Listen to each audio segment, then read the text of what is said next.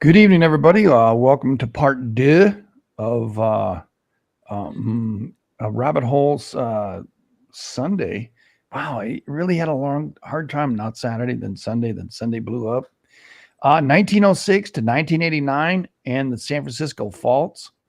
Um, part two. It's what we're going to be doing tonight. And um,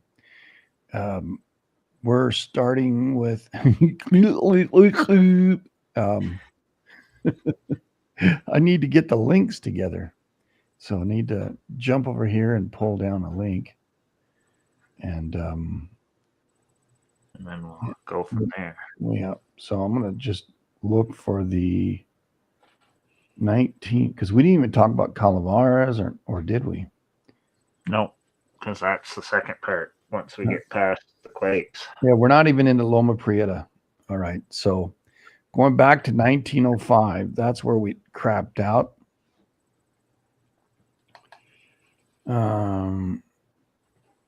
So we're seeing what happened right before Right. the 1906.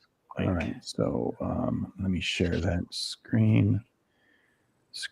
Oh, God bless them. Heads before you share a screen. I understand. Don't show me that again.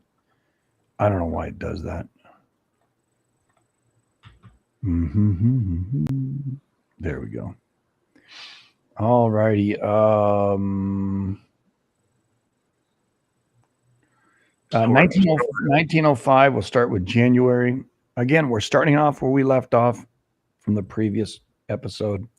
It quits at 45 minutes. It'll go about 10 minutes more. So forget that, okay? Right around from 1945. So in January 1945, we're looking for anything. We have Costa Rica. Boy, the whole province. So it was out to sea, it looks like. Some damages caused, depth unknown. All right.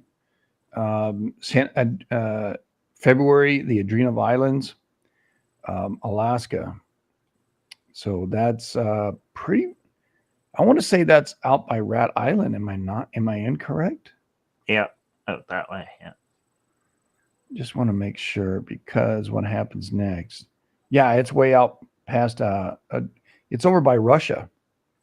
So the Adriatic Islands here. I'm going to show you real quick. The Adriatic Islands is right here, because what's interesting is share this tab instead. I don't know where Sagagging. Where the hell is Sagagging? Myanmar. Okay. Myanmar had a 6.8. German New Guinea. The Adriatic Islands again here in February, March. So two big quakes, a 7.2 and a 7. And then we go into April. Nothing. Nothing there in May. Bismarck again. Imported Japan's Honshu had a 7. And I wish they'd give me the stupid maps. Hiroshima Prefecture. So that's the southern portion. Now I'm starting to remember. Yeah. All right. And the Emperor Japan Honshu, which is the next island up, where I want to make sure. I believe that's what Ito is on, right? Yeah, the center island. 1, 2, 3, 4 islands of Japan, main big islands, and it is the central one, the main one. That popped, and then it moved into the Sea of Japan. Well, now we're working in July, of course. That's between Japan, China, Russia, and the Koreas. So the earthquake went from the south over to the middle, and then it went left. Yeah. So it followed that plate boundary over to the left. And I think the Qing dynasty are all China ones. Yeah, they're all China. I want to know where China was going crazy because one of them was 8.3. Right, big quakes. In 1912, 1911 as well, but We're not in that one. We're in that. What are we? 1905. 1905. Yeah. Yeah. It doesn't tell us exactly where the Queen dynasty is, but out that way anyway. And they're banging pretty hard. 8-3, 6-5, 7-2, 7-0, 8-3. Really sincere. I don't know where the other ones are. And then we have Balney. Italy, big quake. Yeah. Next September. Well, in September, yeah. And Japan, Hokkaido, which is in the north. So what it did is it went from the bottom of the island to the center island, out to sea to the left of Japan, then back up to Hokkaido, which is at the top of Japan.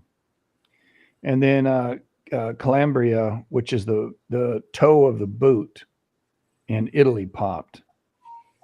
And then the Commodore Islands, which is interesting, that's Russia now. That's next to the Adrenov Islands. Yeah. So that was a 7-3. So the Adrenov Islands went left, and all that other stuff happened in before September. Then October, I don't know where the hell, Abkhazia, Caucasus. All right. Then Honshu again pops with a 7-2. So that's the center island of Japan. So it went up and then came back down. November, Greece, the Aegean Sea had a 7.4. And Sichuan, Qing dynasty again, Sichuan is just across the way from no, it's center, right in the center, right above Myanmar. That's where Sichuan, China is. That had a little 5, all right. Negros, United States Negros. What the? Yeah, Philippines. Yeah, Philippines. Yeah. Okay. Then the Adrenov Islands came in again at 6.9. Then Revilla Gajido Islands, which is at the tip of Baja California. Yeah. This is key. At the tip of Baja in remember that one. December. Now we started it with at the top, close to us, with Costa Rica 6.8. Yeah. Then we end that year in December with Mexico's Baja. Okay. Yeah. Now we're going to 1906. Yeah. So and remember what's happening in China this whole time. It's all in the northern hemisphere. Yeah, banging really hard in China, banging really hard in Japan, banging really hard in Russia, banging really hard in Alaska, banging really hard Central America, and now a little bit north, and we hit the base or the bottom of Baja California. Yeah. And now in 1906 in January, China again's popping. Honshu again, a big 7.4. And get this, in Ecuador, 8.8. So that's insane, an 8.8, right? So Ecuador can get big ones. Yeah. Ecuador has a volcanic arc. It's in the northwest of South America. It's right next to Colombia, and out to sea is adjacent to Ecuador is the Galapagos Islands. Okay. And the East Pacific Rise comes in right there, right along the corner of the Cocos and the Nazca Plate and the Pacific Plate all together. 8.8.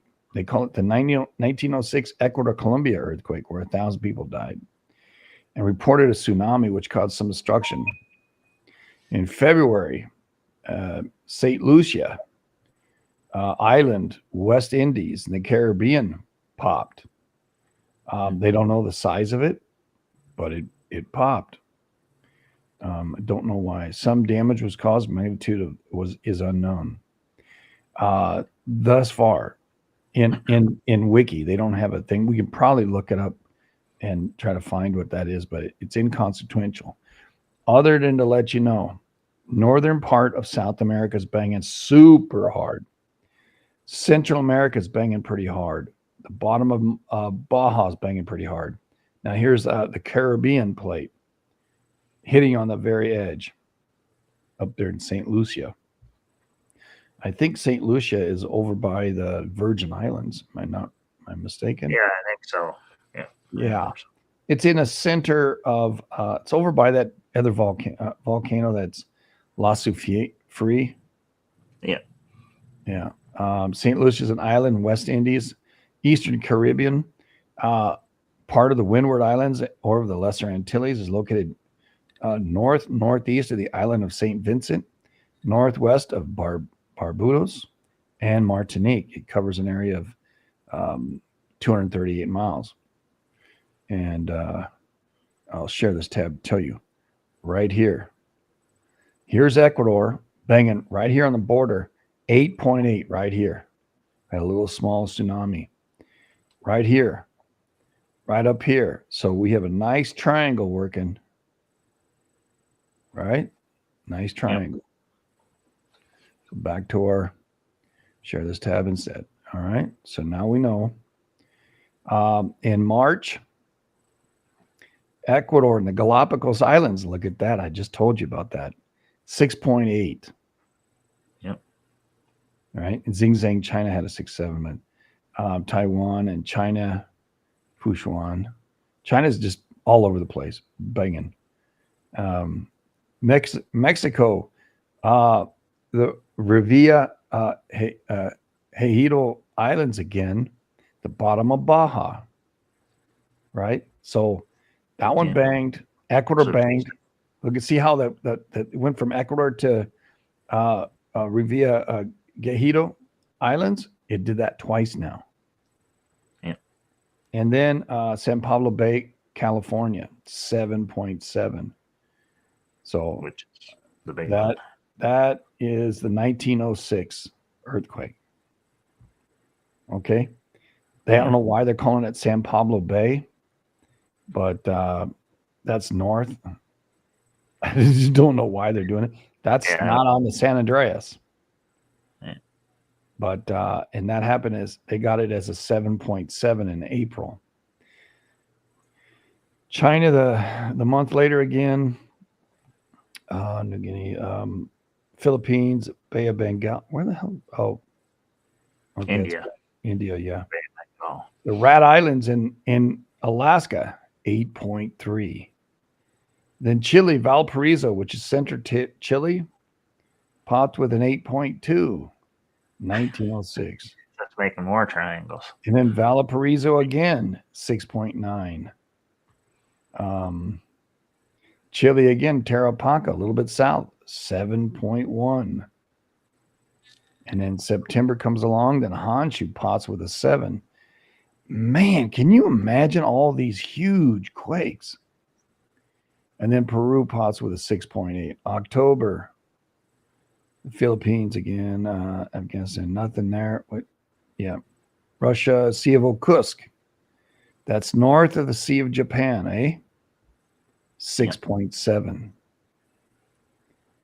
And Southern Indian Ocean. December. United States, Kodiak Island, moving north, right? Kodiak Island, pots with a 7.2. Tarapaca, again, 7.0. That's 1906. I'm going to go to 1907 just for shits and giggles. And also in 1906, there's larger quakes in New Mexico, too. They didn't show them on the list. No, near Socorro, so they were like 6s. Okay, all right. But we'll talk about that when we do New Mexico. Yeah, we're going to do New Mexico, yeah. I don't know where these are. 1907 at Russia again. Near Kwangatang, Uzbekistan, never burned. Italy, Calabria again, 5.9. Dutch East Indies, Northern Sumatra, okay. Guerrero, Mexico, pops with a 7.8. Yeah. Russia, Sea of Okuski in 7.4. Just do so, whatever. Oh, yeah, Uzbekistan. Near the islands of Alaska, 7.3.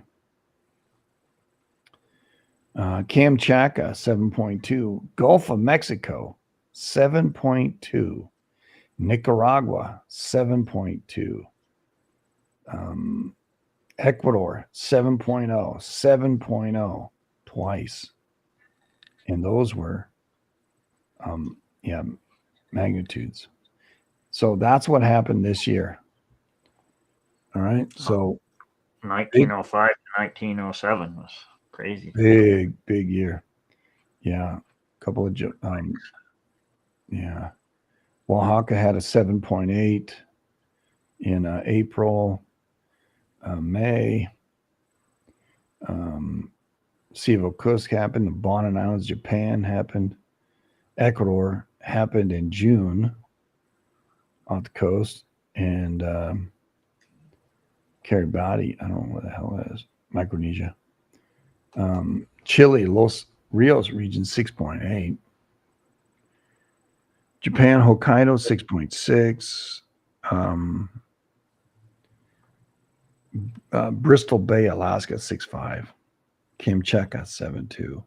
That all happened in August.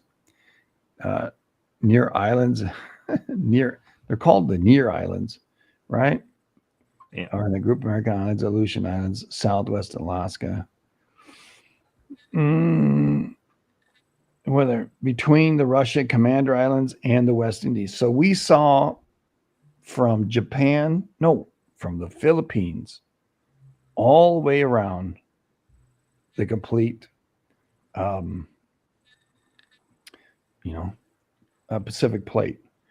Gulf of California happened in October.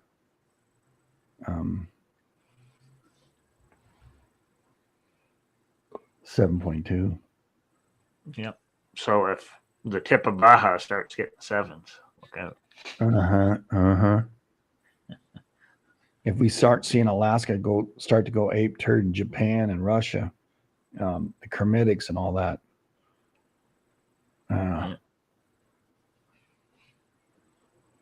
But you can't rule out Nicaragua 7.2 down there. Costa Rica. That's all for the 3 years. All right. So you want to go to. So we got to jump to 1989 now because mostly everybody knows about that one. Loma Prieta. All right. Share this one instead. You want me to read it or you want to? Doesn't matter. All right. I can do it, I guess. Oh, go ahead. On October 17th, 1989 at 5:04 p.m. local time, the Loma Prieta earthquake occurred at the central coast of California.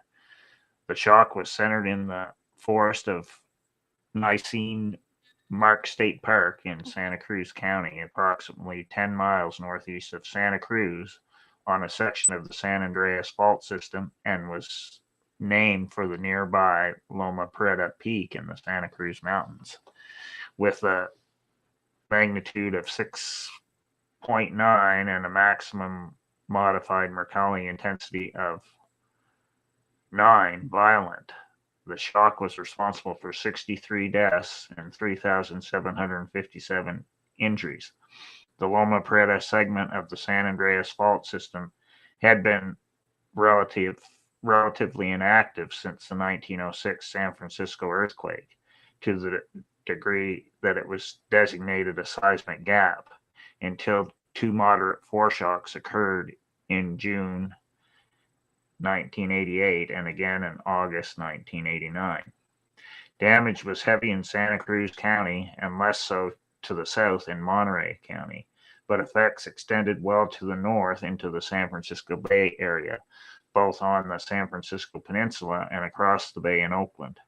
No surface faulting occurred, though many other ground failures and landslides were present, especially in the summit area of the Santa Cruz Mountains. Liquefaction was also a significant issue, especially in the heavily damaged Marina district of San Francisco, but its effects were also seen in the East Bay and near the shore of Monterey Bay, where a non-destructive tsunami was also observed.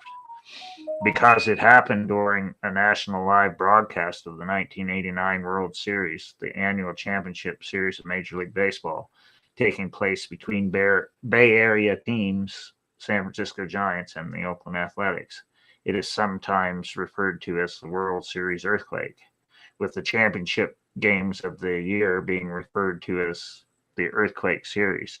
Rush hour traffic on the Bay Area freeways was much lighter than normal because the game being played at Candlestick Park in San Francisco was about to begin, and this may have prevented a larger loss of life as several of the Bay Area's major transportation structures suffered catastrophic failures. The collapse of a section of the double-deck Nimitz Freeway in Oakland was the site of the largest number of casualties for the event, but the collapse of human-made structures and other related accidents contributed to casualties occurring in San Francisco, Los Gatos, and Santa Cruz. That would be Los Gatos. Oh, Los Gatos, yeah. Los Gatos. Yeah. I'll show you a map. Okay, here it is. Here's Santa Cruz right here. Loma Prieta Mountain is right here. The forest of Nicene is right down here. It's all redwoods, right? I just lived here, Boulder Creek, and then I moved. Big Basin, actually, I lived in. Yeah, right out here. Crazy. Oh, no, golf club. I lived right there. I just left when this thing happened. Crazy. Yeah, you just moved. I just moved. Yeah, 1989. So I see Flutterby saying no sound in chat. So she's got herself muted. Oh, and no. Rat No, can anyone he's hear right. I got it. Yeah. Okay. Yeah, it was my fault. That's okay. That's only on Twitch, but the other place they could hear it. Oh, okay, good. Yeah. That'd be funny if you were doing this whole thing with it. No.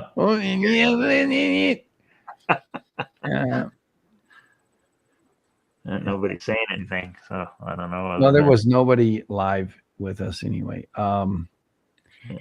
Okay, let me get back to where it was. I think we're in 1989. So right through here is the San Andreas. So if I did faults in California, open that one. Yeah, because the Santa Cruz Mountains is one section of it. And what's interesting is the epicenter of the 1906 quake is really close to this quake. Yeah. Okay. Moving in, I'm zooming in. This is the Santa Cruz is right. Wait, let me show you. Santa Cruz is right here. Right? Up this way. Here's the San Andreas. All right. What happened? Oh, Tim saying start over. Damn slacker. You're a slacker yourself. Or 1989. So yeah. Here's the 1906, the rip, the Monterey Canyon fault is right through here. One of the deepest faults that go offshore in North America. Watsonville's here. I've been all through this area. Gilroy's right here. Whatever it was, San Benito, Santa Clara, Hollister. That earthquake happened right here. All right. The 1906 one. The 1989 happened just down the road from it. Okay. Yeah. So that's where this thing's hit. So and they think 1989 and 1865 were pretty close together. So very similar. Say it again. And 1865 one. We're pretty close together Okay. when I read all the stuff on each one. Okay. Because they both say they're on thrust faults. Right. In, Santa Cruz. Yeah, Santa Cruz. It's the San Andreas. So the San Andreas broke both times, broke south of San Francisco. However, the damage in San Francisco is because the plate on the Pacific side was moving north at some 20 feet. Yeah. Okay. So it was a larger than a 7.3, quite possibly 7.7 to 8.3, the 1906. The 1989 quake they consider that at between a 6.9 and a 7.2. The displacement, I don't think they even know what the displacement it was. No, because they said it never broke the surface. Right. And in June of 1988 was a 5.3, and August of 89 was a 5.4. Those were the largest quakes in the area. Those were considered foreshocks. Yeah. And a 6.9 is generally what they believe the Loma Prieta quake was to be. Yeah. The total displacement of these shocks relatively small. 4 inches of the strike slip, subsequently less reverse slip, although they occurred in separate faults. And well before the main shock, the group of seismologists considered these to be foreshocks because when and where they occurred relative to the main event. Each event's aftershock sequence and the effect on stress drop was closely examined, and their study indicated the shock affected the main shock's rupture process. August 8th, 1989, shock in anticipation of the upcoming large earthquake. Staff of the U.S. Santa Cruz development deployed 4 accelerometers in the area, which were positioned at the UCSC campus. I've been there. 2 residents of Santa Cruz and home in Los Gatos, that's over the hill in the valley. Unlike the other nearby high gain seismographs that were overwhelmed, driven off scale by the magnitude of the main shock, the 4 accelerometers captured a useful record of the main event and more than half an hour of the early aftershock activity. At June 27, 1988, shock occurred with a maximum intensity of 6 strong. Its effects included broken windows in Los Gatos and other light damage in the Holy City were increased, followed by observed at a water well. Farther away from the Santa Cruz Mountains, pieces of concrete fell from the parking structure at the Sunnyvale Town Center, a 2-level shopping mall in Santa Clara County. More moderate damage resulted from the August 8th, 1989 shock, intensity of 7, very strong, when chimneys were toppled in Cupertino, Los Gatos, and the Redwood Estates. Other damage included cracked walls and foundations, broken underground pipes at the offices of Los Gatos city manager. A window that was cracked had to be broken in the earlier shock. Los Gatos, 1 man died when he fell or jumped through the window and impacted the ground 5 stories below. Shoot, he fell 5 stories or jumped. Wow. The Loma Prieta earthquake was named the Loma Prieta Peak because Santa Cruz Mountains I think you read this part. The duration was the heaviest shaken in Santa Cruz Mountains, about 15 seconds, but strong ground motion recording revealed that the duration of the shaking was not uniform throughout the affected area because of different types of thicknesses of soil. At sites with rocky terrain, the duration was shorter and the shaking was much less intense. And at other locations, unconsolidated soil, like Marina District in San Francisco and Cypress Steel Viaduct in Oakland, the intensity of the shaking was more severe and lasted longer. The strong motion records also allowed for the causative fault to be determined. The rupture was related to the San Andreas fault system. While the mercantility intensity of 7 or severe covered a large swath of territory relatively close to the epicenter, including the cities of Los Gatos, Santa Cruz, and Watsonville. Farther to the north, the San Francisco were assessed intensity of a 9 or violent. At more than 44 miles distance, the San Francisco Bay Area recorded peak horizontal accelerations that were high as 0.26 Gs, and close to the epicenter, they peaked at more than 0.6 Gs. In a general way, the location of the aftershocks of the great event delineated the extent of faulting, which, according to seismology Bruce Bolt, extended about 24 miles or 40 kilometers in length, because the rupture took place bilaterally, and the duration of a strong shaking was about half of what it would have been had it ruptured in one direction only. The duration of a typical M6.9 shock with a comparable rupture length would have been twice as long. So in this quake, more like an uplift and a spread out, because the rupture went both ways, went from one side north and the other side south. Characteristics, the seismology of Stanford University made several distinctions regarding the 1906 and 89 events. Loma Prieta, 1906, rupture was more shallow, had more strike slip occurred on the fault that was near vertical. The 89 event, oblique slide slip rupture, was at 10 kilometers and below the fault plane that dipped 70 degrees to the southwest.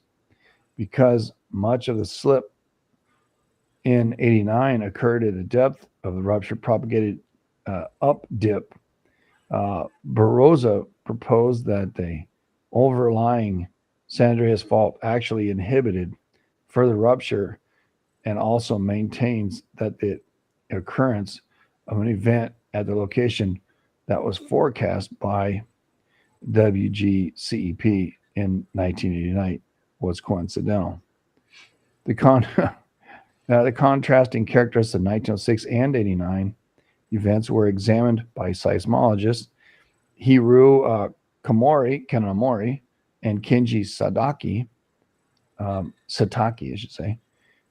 The significant amount of vertical displacement in 89 was a key aspect to consider because a long-term sequence of 89 type events with an 80 to 100 year reoccurrence interval normally result in the regions with high topographic relief, which is not seen in the Santa Cruz Mountains.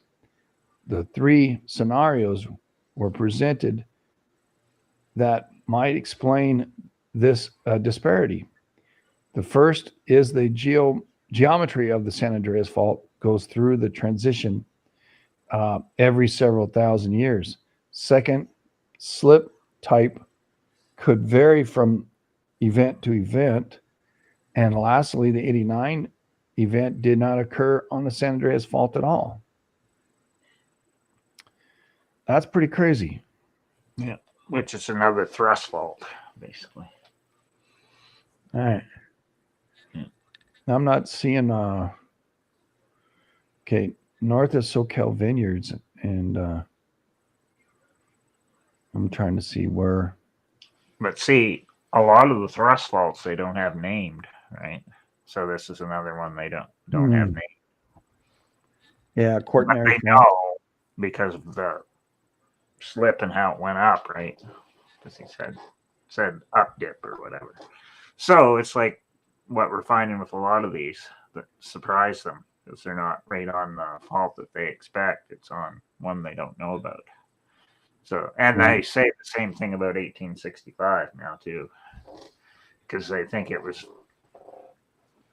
in that same area as when 1989 happened, or the 1989 was as well. If you read the studies on it now, So they think that one was thrust too. Yeah, the 1906 was south of the 89 fault where it started. Yeah. So that area producing those kinds of quakes is pretty phenomenal. Yeah, so that was a lot in like 83 years. Right. See, it didn't actually happen. I mean, San Francisco suffered because it's all sediment. And all those yeah. We'll see the 1865 quake, which was almost in the same spot. Right. 1989. Well, 3 years later, you had the Hayward fault quake in 1868. So see, so they happened close together. Like the next fault over. Share this tab instead. Let me show you. So we're talking about the 1906 being down here and pushing down the fault. Here's San Francisco and having all kinds of problems. The other one happened in 89 up here, not down here, but up here. And this one is in this mess, and it too pushed up the sand. And then I don't know, it was the 92 that collapsed. No, it wasn't that one. It was this one right here. Yeah, the Bay Bridge, right? Yeah. Yeah, the Bay Bridge is the one that collapsed right down in here. Very, very stinking bad. When I first saw the James Lick Freeway, I was saying, I hate this thing. It just, I drove it, or yeah, I drove it and also was on it. So I was like, hey, not good. But interesting how these two quakes down here can affect way up here. Wow. So much so that they call it another earthquake, right? Another city earthquake. So they can happen close together in time. All right. And now the 1880 quake, you said, or 1885? It was 1865 was right in the same spot pretty much as 1989. And then 3 years later in 1868, you had the Hayward fault quake, which was next fault over basically. So it's pretty interesting. Which is why we did the 1800s first, because most people don't know. Right, right. Yeah, we look at the 1800s because you can tell they're so busy. Because they still relate to the ones in 1900s too, right? Mm-hmm, mm-hmm. Yeah, I'm looking at history of San Jose earthquakes. Earthquakes, 1856, 1858, 1864, 65, 68, 1881, 1891, 1897, 1898, 1906, and 1957 and 1989, and then 2007. Yeah, because there's other ones that were fives all in that 1800s. Yeah, 5.6 there, yeah. 1900s, but for what we're doing, I focused on like the bigger ones, so the ones that were six. Oh, absolutely, yeah. So, yeah, that's pretty far out, man. Yeah. So, like, stuff was happening. It's just so you don't. You have to. I guess we're going to have to look at 1988 now, aren't we? Yep. All right. Yeah, it's going to be fun. All right. 1980. Okay. Go to this one. Go back 1 year. There go this one. Share this tab. All right. Back to no. By January. What was the 89 quake? I think that was in October, right? October 17. All right. So we're in 1988. Hokkaido popped. Did you get kicked off? I don't know. You said you just joined. Well, that's weird. Oh. Okay, so we're in 1988 in January. Chile popped with a 7. February, Chile, Antofagasta 7.2. Chile, Antofagasta 6.5. Bolivia 6.5. Ninilchik, Alaska 6.4. Southern Aleutians 6.4. Rhode Islands got a 6. Tarapaca, Chile 6.7. March. Gulf of Alaska 7.8. Oh my gosh. Gulf of Alaska 6.2. Yeah. Costa Rica 6.0. I don't know where the Labatev Sea is. It's somewhere. Labatev Sea is north of Russia up at the top. Yeah, I see. Mid-Atlantic Ridge comes in at 6.2. Canada Northwest Territory 6.2. Oh, you missed Trinidad and Tobago because that's Caribbean. Oh, okay. Yeah, 6.7. Yeah. So we got the Gulf of Alaska. We have the Caribbean.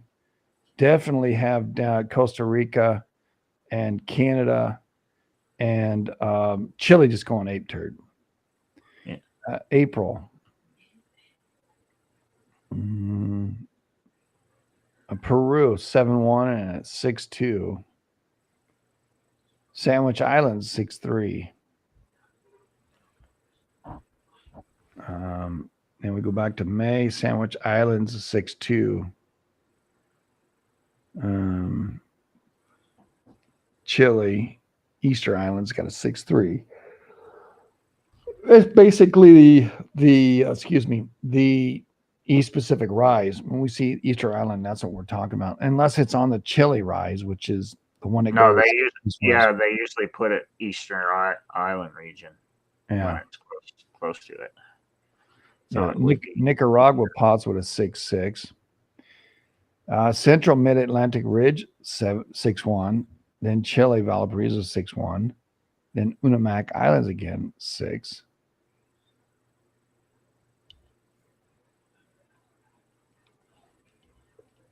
Interesting. June. Mexico, Gulf of California 6.7. Yeah. Wow. July. Hokkaido again.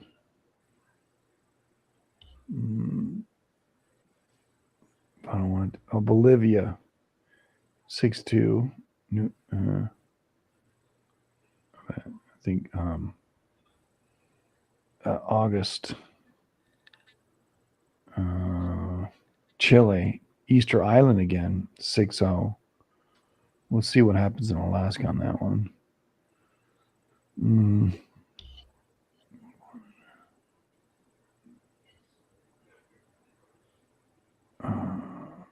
Civo Cusco, Chile, offshore Atacama. Chile, Atacama 6.1. September, Chile, Antofagasta 6.0. Ecuador positive 6.2. There's a lot less power in this one than in the 1800s. Yeah.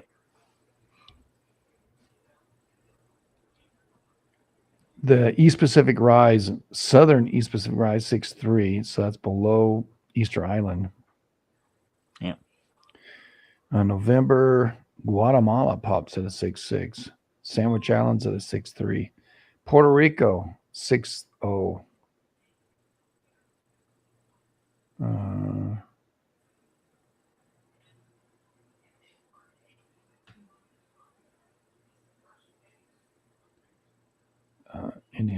Canada, Saguenay Valley, Quebec.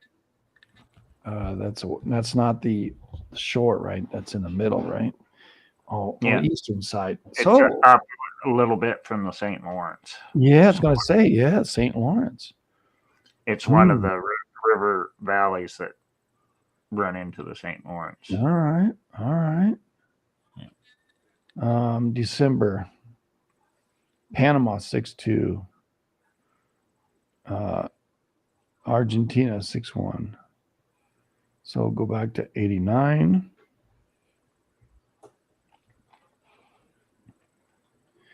January. Alaska Adriatic Islands 6-0.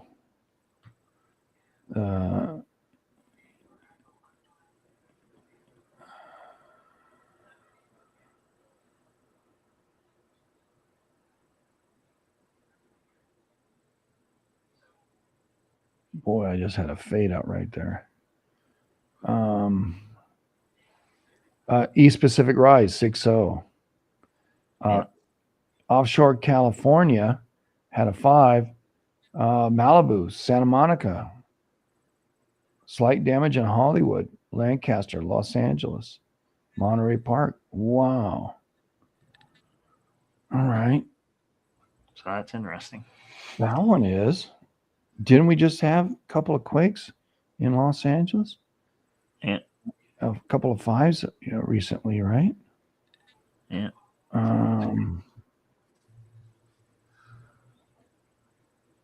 Hungarian, United States, Utah, 5.2 in 89. That's all January. And we're not even at the earthquake yet. That was the October one. Yeah, the October. Panama 6-3. Cuba, Guantanamo 5-2. Washington 4.0. See, this one's a whole boatload of 6s, like surrounding everything. All right. East Pacific Rise on the southern side 6.2. Alaska 6-0. Costa Rica 5-4. See, the same suspects are popping up all the time. Yeah. Mainly because it doesn't do all the 4s and we don't see those. Yeah. Brazil in the north, 5.0.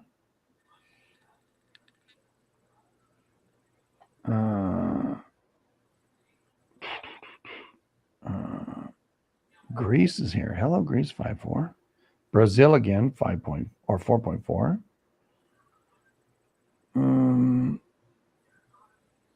Yeah, to all whatever. United States, California had a 4.5 in San Jose. All right, slight damage in San Jose. So another foreshock. Yeah, 4.5. Yeah.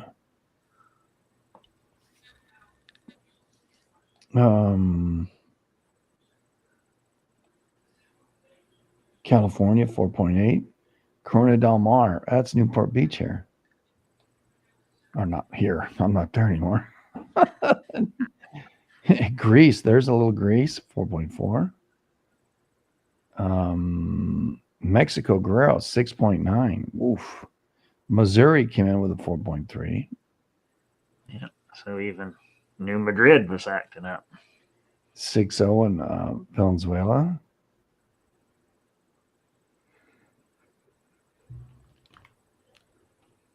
Venezuela again, 5.5 in next month, May.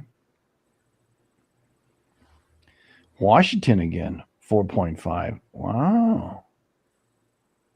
The Okanagan had some damage. All right. So there's 2 Washington quakes and a Quebec quake on this one. Yeah.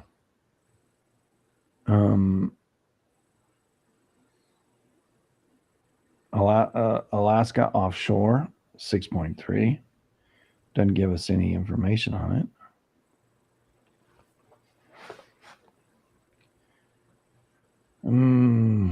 A lot of Australias. Yeah. Mockery Islands had an 8. Oof.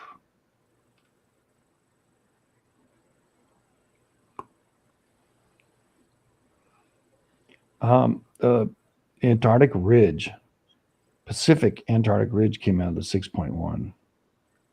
Yeah. And that's due to Australia banging real hard. Wow. June. There's Greece again, 5.2. Northern Mid-Atlantic this time, 6.2. How much you want to bet it goes into North America? California, 4.8. Wow. Bell Gardens, Los Angeles. So that's 2 4s in LA area. Yeah, near 5, yeah.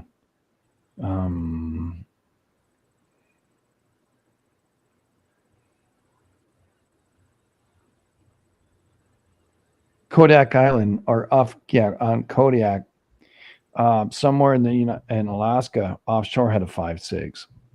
Ecuador had a 6.3. Hawaii had a 6.2. And all right, July. Alaska had a 6.1.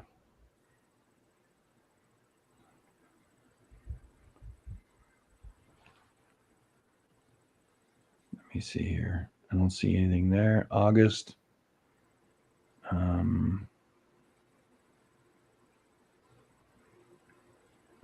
California had a 5.4.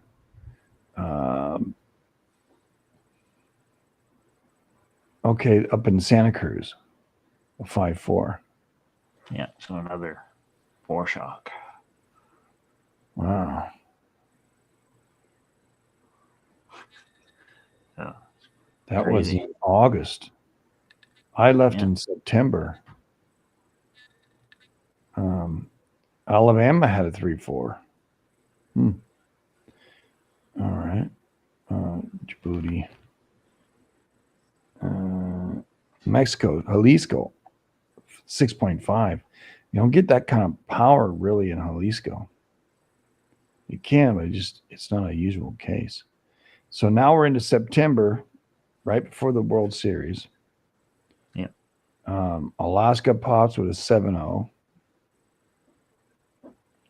Chile, Easter Island, a 6.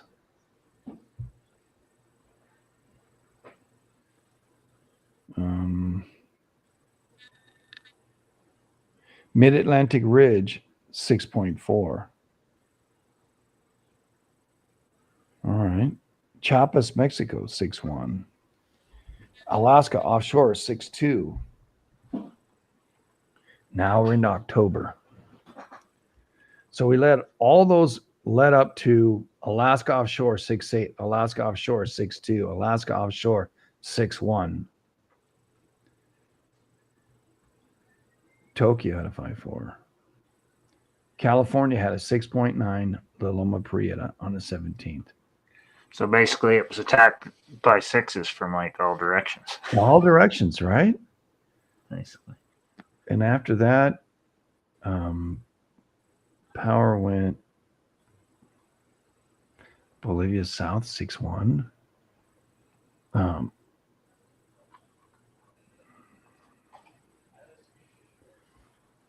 I don't know where I-Weight is. Do you? Prefecture Japan, Honshu. Just say Honshu, you tardos. God. So Honshu started going off. Yeah, which makes sense because Burma had the big quake and Bay of Bengal and all that stuff. Another 7.4 off Honshu. 6.0 offshore. So California went, and then Japan went bigger. Or near big, well, 7.4. Yeah. Peru, 6.3. So it wasn't as 6. dramatic as 1906 because everything was going nuts. Sevens. Right. Whereas this was more 6s. But and we've encountered a lot of 6 before around the planet, and we kind of like, whatever.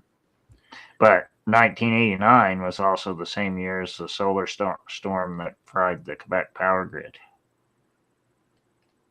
That was the same year, 1989. Well, pretty crazy. Pretty darn crazy, bud.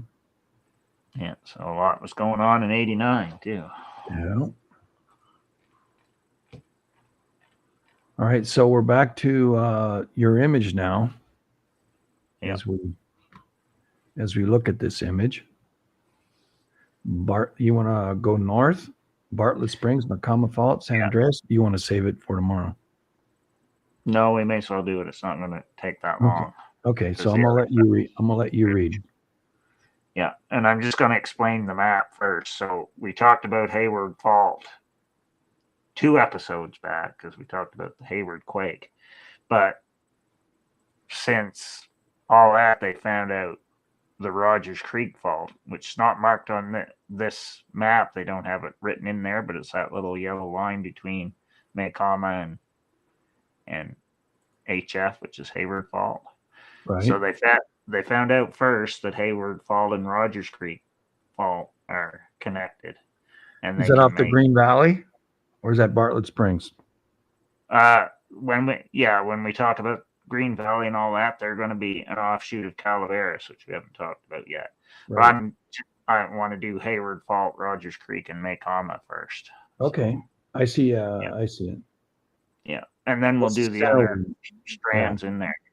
Yeah, So, GVF is a Green Valley. Okay. Yeah. So Okay. HF, Hayward Fault, Rogers Creek together can make a 7.2. That's what they found when they figured that out. But then Maycama is super long, so they think it can make sevens too. So then we're going to read the wiki on Maycama. All right. The Maycama, as you can see, is right here. I got hot sauce in my eye. It's burning like hell. And it turns into the Rogers Creek, or has a step over to the Rogers Creek, turns into the Hayward Fault, which is then part of the Calaveras Fault. See how Calaveras kind of comes up to the top, and also Rogers Creek has Harrodsburg Fault, and it turns into the Hayward Fault right here. Right. Yeah. So they're like offshoots of it. Right. This whole area, 3.6 millimeters a year. Right. No, million years. 3.6 MA. Right. Right. Am I reading that right? MY. I'm gonna assume that's. I don't know, bud. If it's MA or MY. Yeah. The Maycama Fault is a right lateral moving dextral geologic fault located in the coastal ranges of northwestern California. It is considered to be a northernmost segment of the Hayward Fault, subsystem of the San Andreas Fault zone. Creep along the Maycama is about 8 millimeters a year, consistent with the steady movement along the rest of the Hayward Fault system. It is also capable of producing large earthquakes. So looking at the map, the Maycama Fault, 2.9 to 6 million years, or millimeters a year. I don't know. What does it say? Yeah, the newest things say it's all around 8, which is why they're saying it's all connected, because those faults are all slipping at pretty much the same rate. Right. Once they studied individually, they found it was around 8 millimeters, and then they said, well, look, it's the same as these other ones, so they must be connected somehow. So that's how they figured it out, basically, one of the ways. And we've had, because it says the Maycama Fault runs just east of Ukiah and just west of Willits. Well, there's been swarms around Willits a whole bunch of times. And so it's basically close to the Maycama Fault. Right. And what's interesting about that is Maycama is on the west side of Clear Lake Geothermal Field, and Bartlett Springs is on the other side. So basically, between Maycama and Bartlett Springs, you have the Clear Lake Geothermal Field, right in here. which is, when they get the swarms there, it's hard for them to decide, is it on Maycama or Bartlett? Yeah.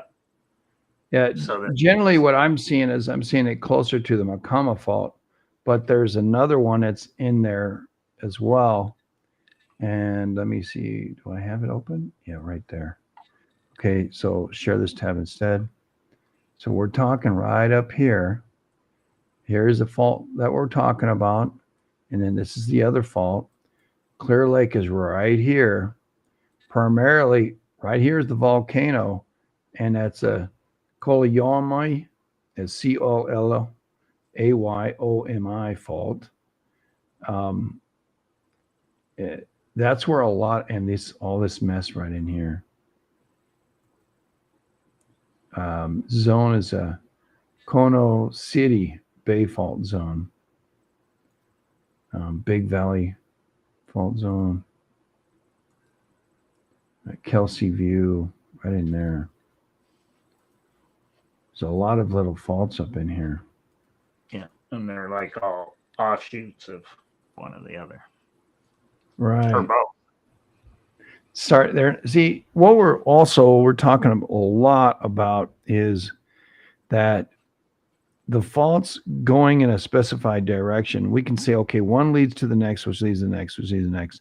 They all could be the same fault. But often we run across this area where faults crisscrossing and faults come together close and then they split back apart. This is, I don't believe they call Clear Lake bottom of the Cascades, or related to the Cascades, but it's definitely a volcano. And they count them out here. It's interesting that Clear Lake is here at all when there's no other volcanoes in that area. Yeah. So it's like, well, why is it here and why isn't it part of the Cascades? Well, Cascades stop over at Lassen. There is other volcanoes. East, we have Reno, and then we have Mono Lake, of course, the super volcanoes, and Mammoth Mountain and that, and then the Coso Range, and then down into Southern Cal, when you get into Salton Sea. There are a lot of volcanoes or volcanic activity as well from Tahoe to Mono Lake, also from Tahoe to Lassen, from Lassen to Shasta, Shasta to the Klamath, and then up to Crater Lake. So there is a track of volcanoes up in that way. But why is this Clear Lake, volcano even here? And I think it's a relatively young volcano. Am I right? Yeah, I think so. I can't remember when it blew up. And made the Looking it whole. up now. Did I spell it wrong? No, it's right. Does not exist. Huh. They don't have a paste. Clear Lake volcano. All right. Okay, here we go. USGS.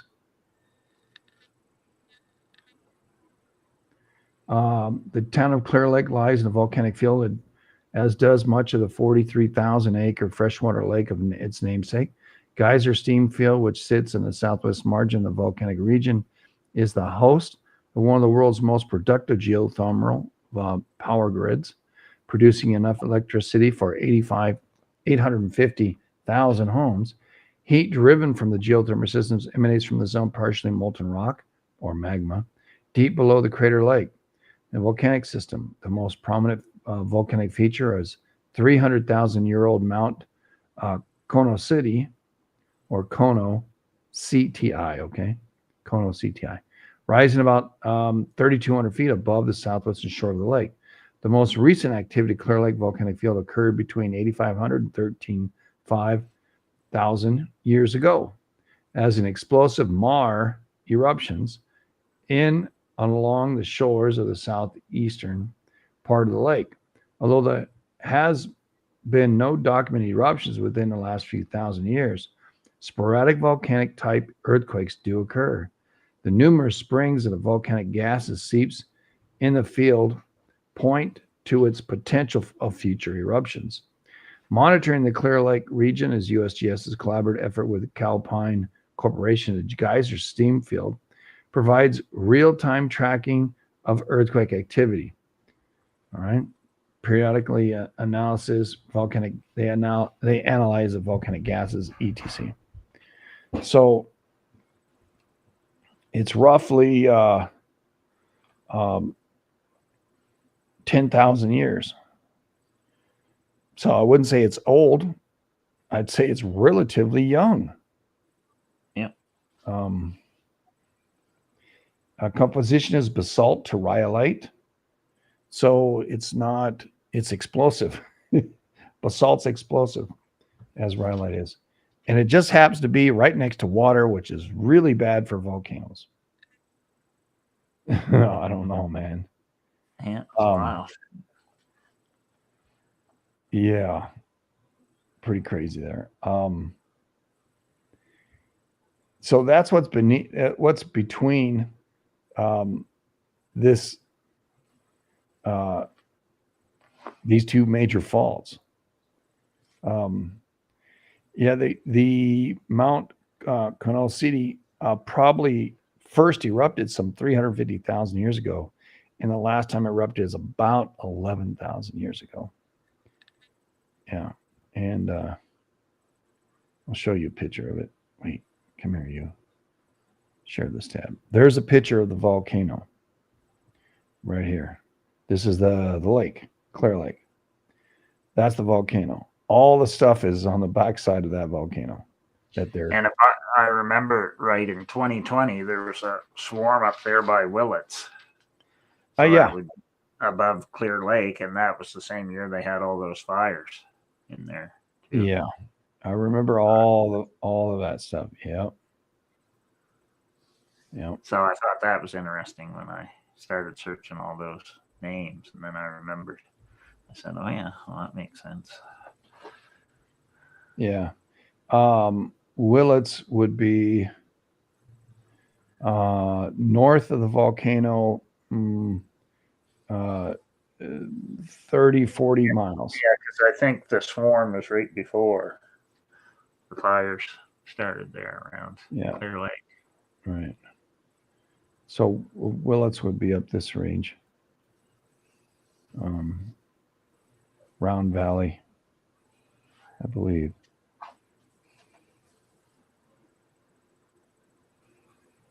Let me share this tab instead.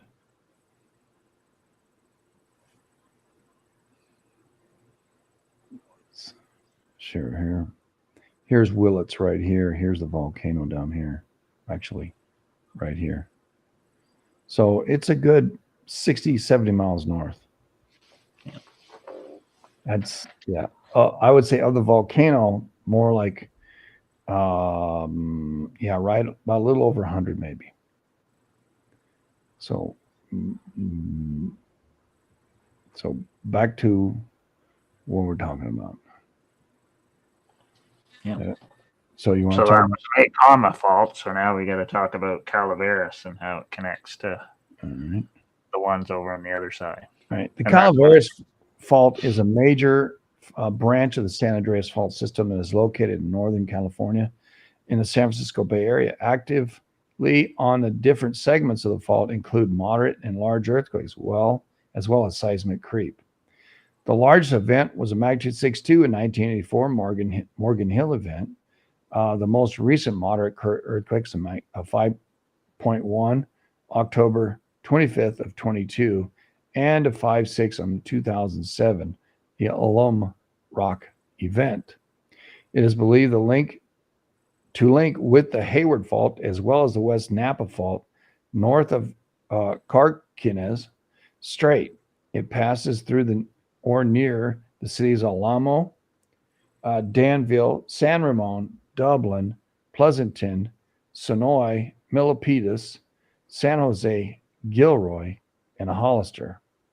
Now, when you talk in the southern section, again, the Calaveras Fault is real close to where the 89 quake happened and the 1906 happened. Right they're a little bit south of it, but they're right at the mouth of that area. The location is east of the Hayward Rogers Creek Fault the Calaveras Fault extends 76 miles splaying from the San Andreas Fault near Hollister, terminating at Danville at its northern end. It runs east of the San Andreas, diverging from the vicinity of Hollister, California, and is responsible for the formation of the Calaveras Valley, and is there between the San Andreas and the Calaveras Fault lines lies the Hayward Fault, which diverges from the Calaveras Fault east of San Jose to the east of the Clayton Marsh Creek Green Fault. These four fault structures are some of the major faults in California at a latitude of San Francisco.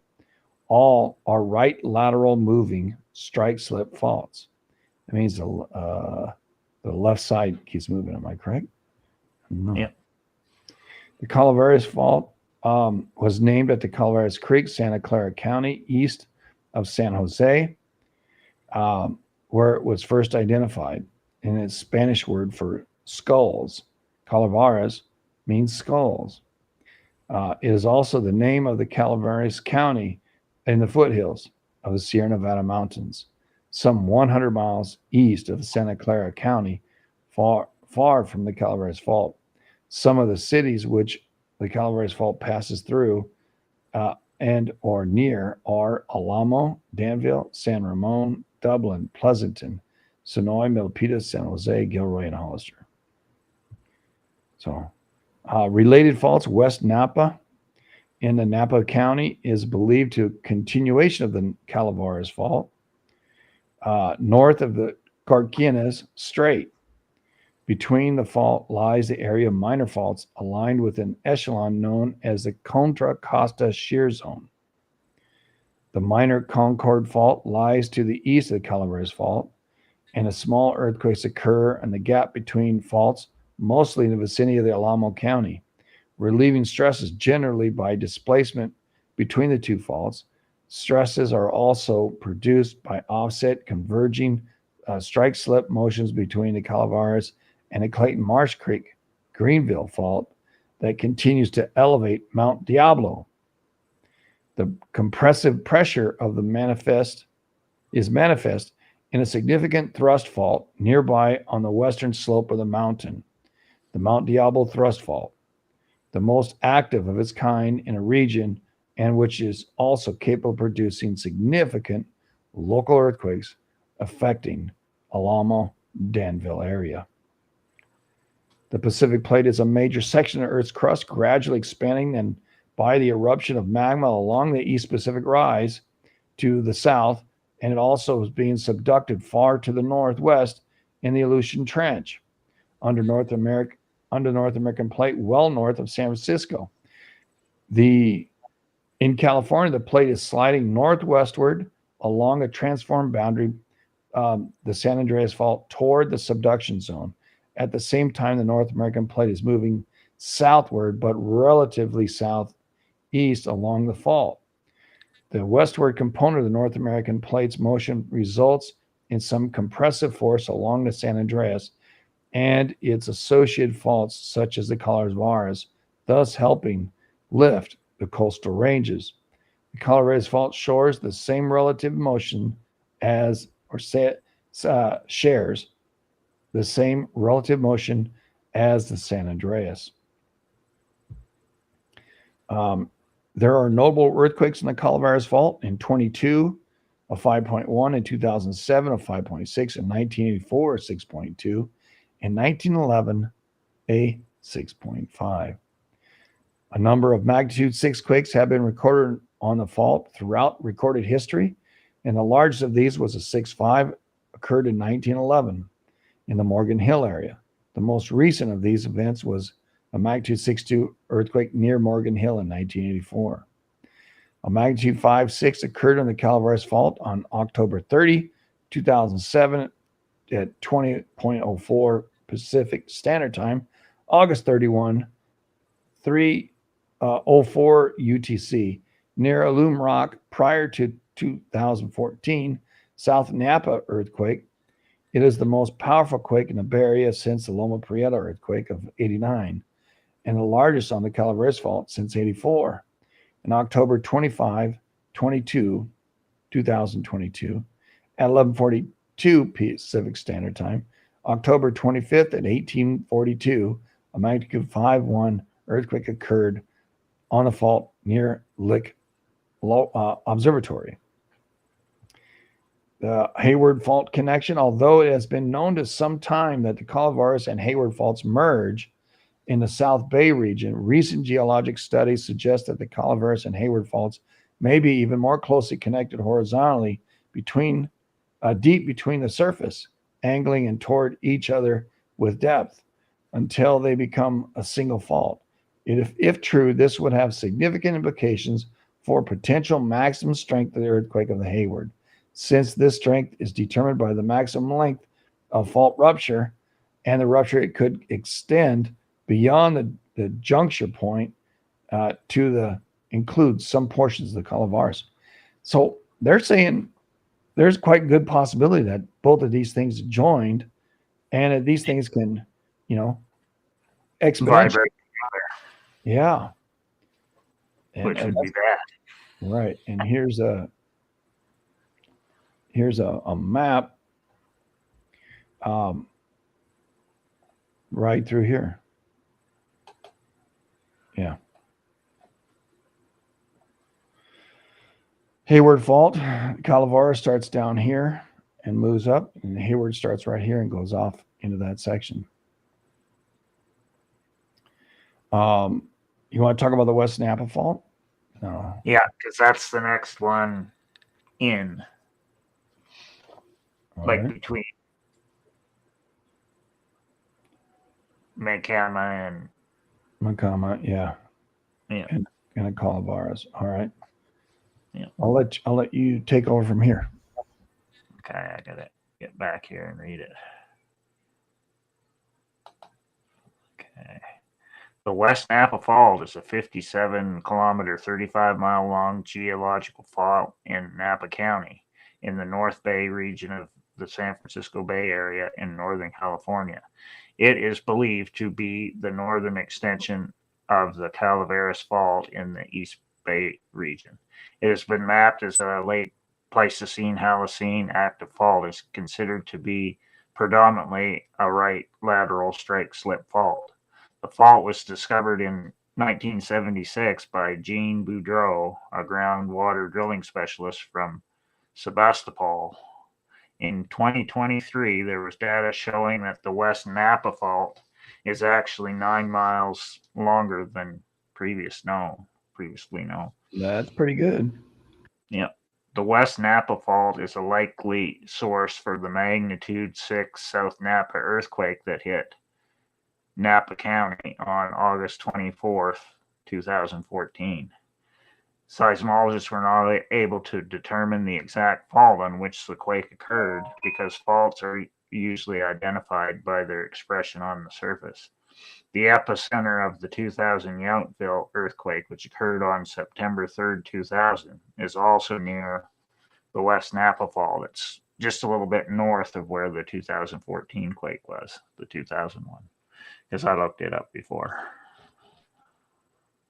So now we're going to look up what happened in 2014 and find out where the Napa came from. You want to go to 2013 first or 14? Yeah. Well, maybe I should read about it first. The 2014 South Napa quake. The 2014 South Napa earthquake occurred in the North San Francisco Bay Area on August 24th at 3:20 Pacific Daylight Time. At 6 on the magnitude scale and with a maximum Mercalli intensity of 8 severe, the event was the largest in the San Francisco Bay Area since the 1989 Loma Prieta earthquake. The epicenter of the earthquake was located on the south of Napa and to the northwest of American Canyon on the West Napa Fault. Total damage in the southern Napa Valley and Bajío areas was in the range of $362 million to $1 billion, with 1 person killed and 200 injured. Other aspects of the event, including that's Vallejo, buddy. Oh, Vallejo. Vallejo. Vallejo. Yeah. Other aspects of the event included an experimented earthquake warning system that alerted seismologists several seconds before the damaging shear waves arrived, temporary changes in springs and wells, and the potential for post-seismic fault creep. Now, I'm not going to. Well, yeah, I better read it because it talks about how it connects to the other one. The San Andreas fault system is an active plate boundary comprising right lateral strike-slip faults that run nearly the length of California. This network of fault trends north-northwest in the area of the West Napa Fault, where it is 50 miles wide from west to east. The West Napa Fault transverse slip between a group of related faults, including the Concord Fault and Calaveras Fault, called the Contra Costa Shear Zone, which was assigned a maximum slip rate of 1 millimeter a year in the third Uniform California Earthquake Rupture Forecast. The authors of a separate study that focused on GPS data gave an estimated slip rate of 4 plus or minus 3 millimeters a year for the West Napa Fault. For the earthquake itself, the main shock was magnitude 6 with a depth of 11.3 kilometers. The USGS estimated that 15,000 people experienced severe shaking. 106,000 people felt very strong shaking. 176,000 felt strong shaking, and 738,000 felt moderate shaking. The earthquake lasted 10 to 20 seconds, depending on location. At least 12 aftershocks followed, including one of magnitude 3.9. The earthquake was the largest earthquake in the Bay Area since the magnitude 6.9 1989 Loma Prieta earthquake. Governor Jerry Brown declared a state of emergency due to the severe damage and the possibility of aftershocks, and President Obama declared a major disaster area for Napa and Solano counties. Now, I'm not going to read all of it. Solano. Yeah. All the damage and injuries. I'm not going to read all those because it's all board. Yeah. Hydrological events. I'll read that one. The event was credited with large temporary increases in the water flow of several nearby streams, including Carriger Creek, Calabasas Creek, Felder Creek, Sonoma Creek, a whole bunch of creeks, which I'm not going to read. That's a lot of creeks. Yeah. In addition, the water levels of several wells in the Sonoma Valley rose suddenly at the time of the quake, in one instance by 5 feet. So that's pretty interesting. That's pretty crazy. Yeah. And then it talks about the experimental earthquake warning system, which Shake Alert, but we already know about that. So I'm not going to go into detail on that. So now we're going to look up what happened, what was going on before this quake actually happened in Napa. So go to 2014. Yeah, all right. 2014, it's happened in August. So you're gonna go ahead and look at these. These ones hurt my eyeballs. Yeah. So you start in January. Yeah. So I'm just gonna do like 2014. I'm not gonna go back to 2013 for this one. So we'll go down through the list. The first one I noticed in January, 6.4 earthquake in Puerto Rico.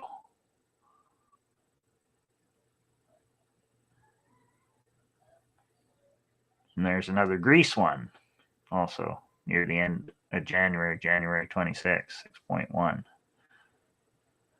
Now I'm going into February. A magnitude 6.1 earthquake struck South Georgia and South Sandwich Islands. There's Greece again.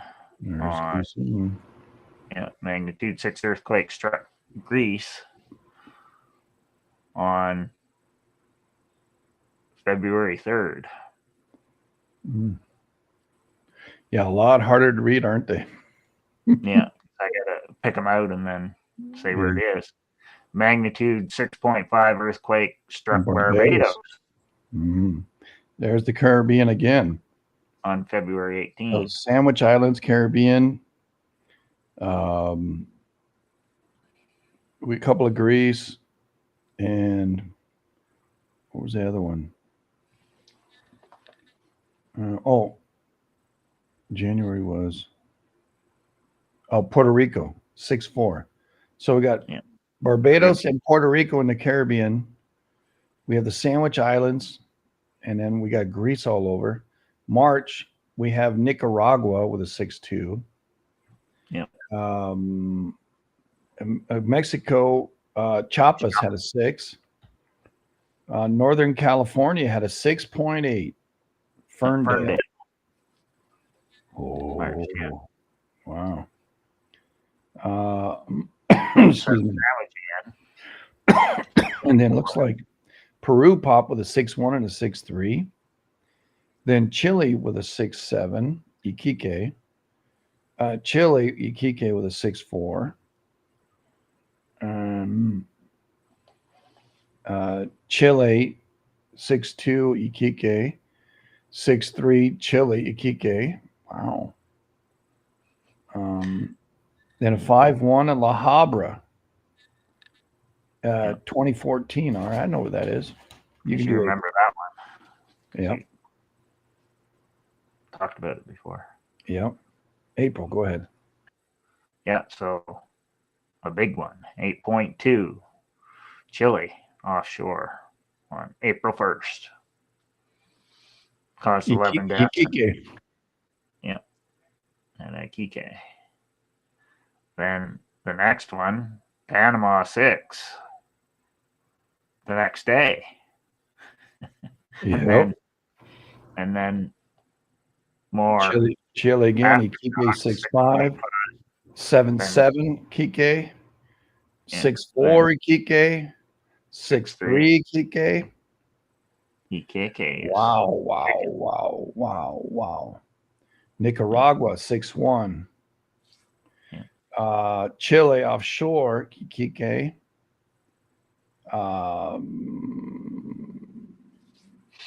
6.6 Nicaragua, April 11th. Yep. So this is a lot of big ones in like bless 10 America, days. Right? Nicaragua again, 5-2. The Bouvet Islands are Southern Ocean, right? Yeah. 6-8. Bellini Island, 6-2. 7-2. Guerrero, Mexico, 7.2. Yeah. That makes sense. British Columbia, Canada, 6.5. Port Hardy. Yeah. I'm worried about California. What's going to happen? Yeah. Indonesia, nothing. Japan, Thailand, Chile rise 6.3. Yeah. Mexico Guerrero 6.4. Mexico Guerrero 6.0. 6.5, and the East Pacific rise. Wow, Jeez, the whole eastern section of the Pacific plate is moving. Yeah. Panama. No. What is this? GNC, Greece. There's a 6-9. Yeah. Yeah. No, I didn't see the Panama. Where's the Panama? Oh yeah, East Pacific, Panama, 6.5. Wow. So it's like. And another 6.2 in Tomatlan, Mexico, which is down behind Oaxaca, I think. Let me make sure. I don't want to. Nope, that's up by Colima. Oh, well, there. It's working its way up. Why the hell didn't they just say Colima? Look at people, man. So we had a Colima quake. So it moved up all the way up to Colima. And we still have the BC one. So don't Port Hardy and remember that. Yeah. Alaska, Little Sitkin Island, 7.9. And then a bunch of 2014. aftershocks. Yeah, Six. 6.0, 6.3. Yeah. South Sandwich Island, 6.9. Yeah. So either end is going crazy. Yeah, both ends. What's going to happen in the middle? I don't know. Yeah. July, Bellini Islands again. Where the hell is it? It's all right. Mexico, 6.9. Puerto Madero, Mexico. I want to find out where the hell that is. My map. Where's that freaking map? Tell me they don't even have a map. How am I supposed to know where? Here we go. Let's click this. Okay, that's on the Veracruz. No, it's not. Where the hell is that? Oh, that's in Argentina. What the heck? No, it says Mexico. Well, it must be close to Guatemala because it Okay, said, yeah, Guatemala, Chiapas, 4 were killed. Puerto Madero, Mexico. Wow, 6.9. yeah, so that's a big one. It's probably the Yucatan or something, somewhere that way.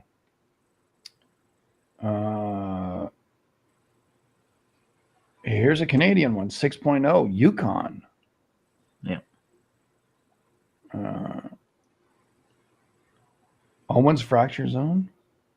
No. Curro. Yeah, that's over by. And the other side. The Mid-Atlantic Ridge popped at a 6. Then Mexico again, Veracruz, which is on the Gulf of Mexico side, 6.3. Then we move into August. And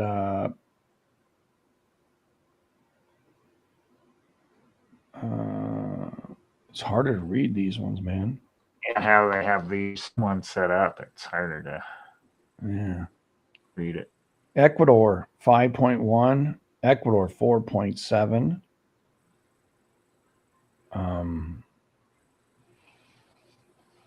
Chile, we talked about this one, a 6.4 in Hacienda La Calera. California, Napa. That's the one we're going. Yeah, that's our main quake, 6.0 in Napa. 70,000 people lost immediate electricity. Structures were damaged. I remember when it did this. 170 reported injuries. It's the strongest earthquake since '89. One woman died of her injuries 12 days later. Wow, sad. And 5 years later was Ridgecrest. And then after that, Peru popped at 6.8. September, Easter Island at a 6.1.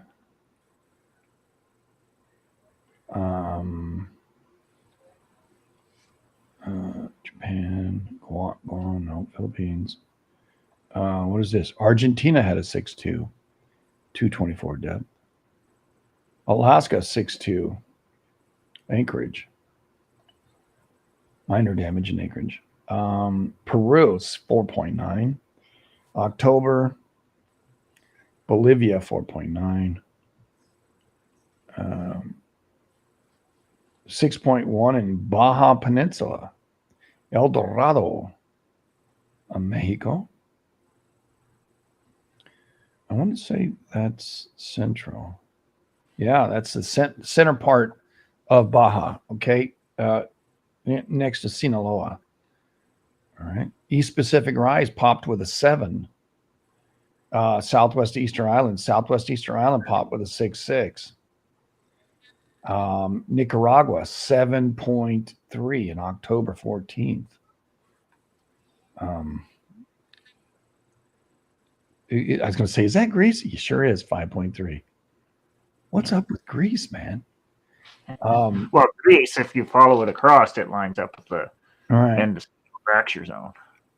Because I think there's 3 components to make a big quake in California.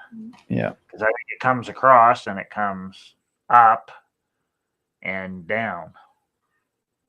Well, actually, if it continued across, it goes to the Sagami Trough, which is off Honshu. So see, that's why we see Japan going crazy too over there. So maybe it's like 4 points to make a big quake in California. That's what I think. Anyway. Well, they're all, and that's why we're doing this. Easter Island again, 6.0 in November.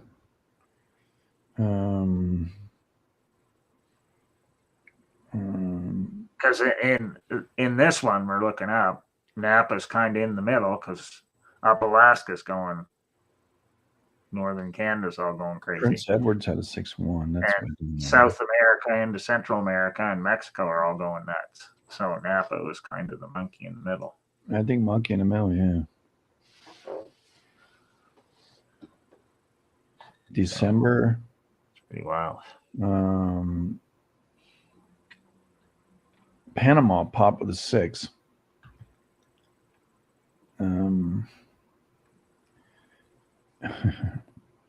Guatemala 6.1. Panama 6.6.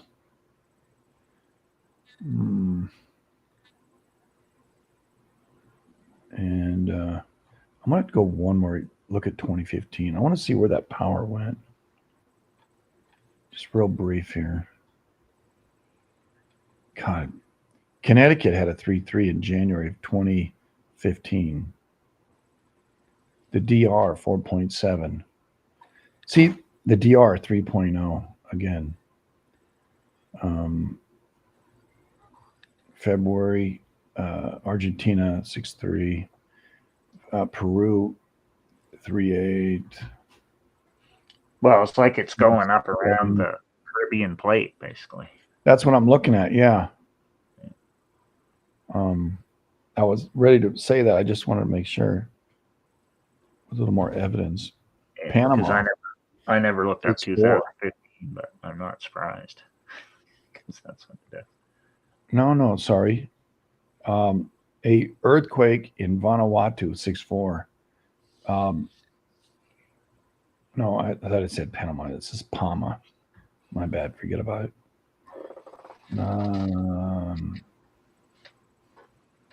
A 6.2, Mexico.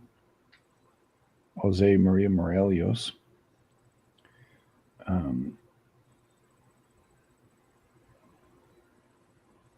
It does not exist. It's Jalisco. So it's by Colima. So we had a couple of Colima quakes.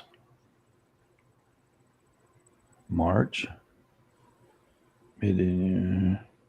Colombia 6.2.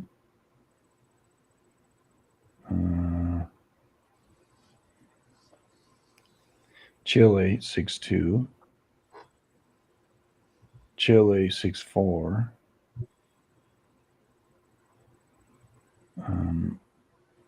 Yeah.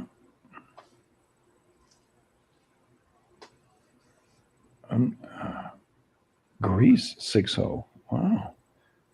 April. I never really see Greece go that crazy, but it's on our list. Canada, British Columbia had a 6.2 in 2015. Tibet had a 7.8. Oh. Nepal, oh yeah, boom, boom, boom, boom, boom, boom. Ecuador had a 5.4.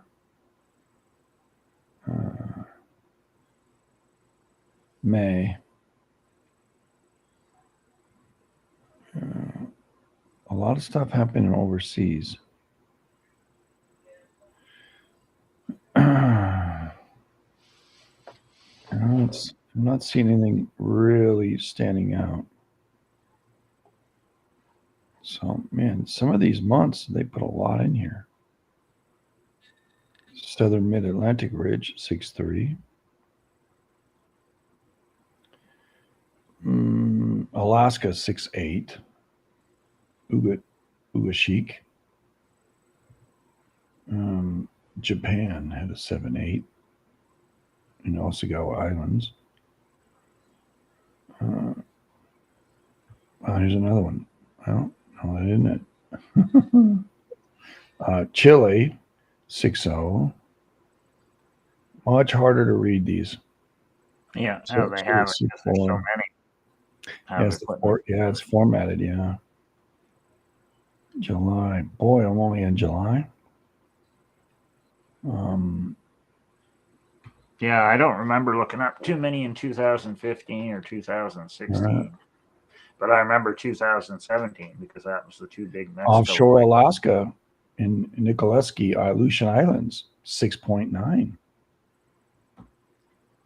Alaska again, 6.3. The flags freaking changed. Freaking butt brains. Pedro Bay. Jeez, August.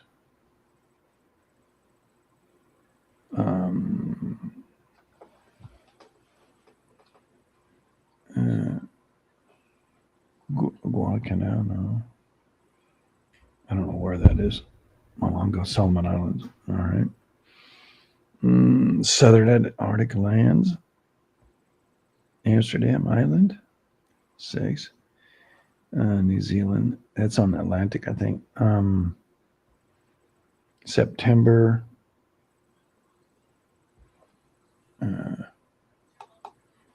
6-0 in the United States. Nikolaevsky Island again. 6-7 in Mexico. Southwest of Topolobampo. Hey, where is Topolobampo? Gulf of California. Sinaloa. Central Baja. 6.7. 2015. That's Chile. 8.3 to 8.4 in Chile. September 16. 6-4, 6-1, 6-1, 7-0, 6-4, 6-5.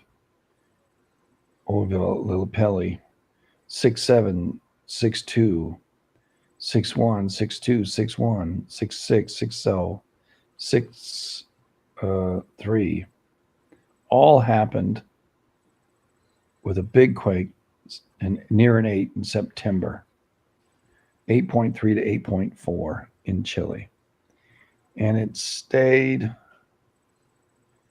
in Lapelli. I don't know where Lapelli is, or Oval. Region Chile settlement has boundaries. Okay, let me look at Lapel. Coquimbo. Okay, so by Coquimbo, I think it's in the north, right? Pacific Antarctic Ridge had a 6-1. Argentina 5-8. Russia. I don't want to. Southern Ocean, what? Norway, Bouvet Island. All right. 7-5 in Afghanistan. November. Venezuela had a 5-3. Chile 6-2, 6-8.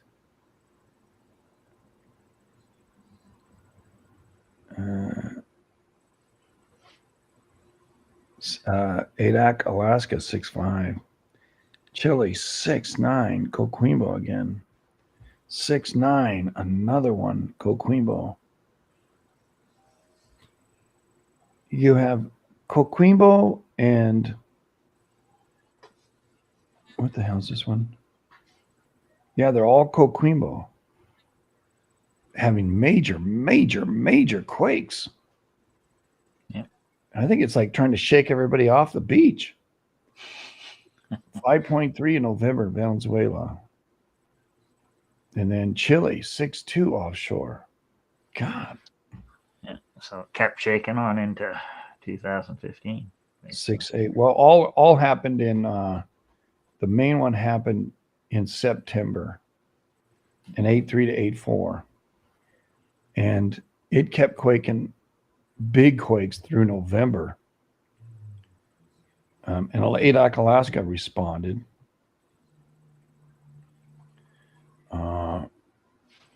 Venezuela only a 5-1. Mexico 5-6. And Concordia. Where the frack is that? Guerrero. All right. So that's north of Oaxaca. All right. what's this one? Oh, Peru, 7.6 in Peru. So you get the 8.3 Coquimbo, then in Apari, Peru. Where the frack is this? Oh, on the border of Bolivia and Peru. So southern. Wow, you see that in Apari, right? So you got the big giant 8.3, then you get a 7.6 in southern Peru. And wow, man, these things are chilly back and forth. Tito is Antofagasta, central Chile, 6.2.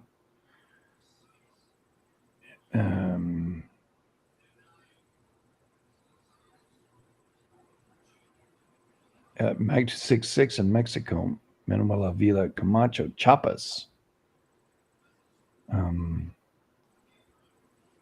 And that's it for that year.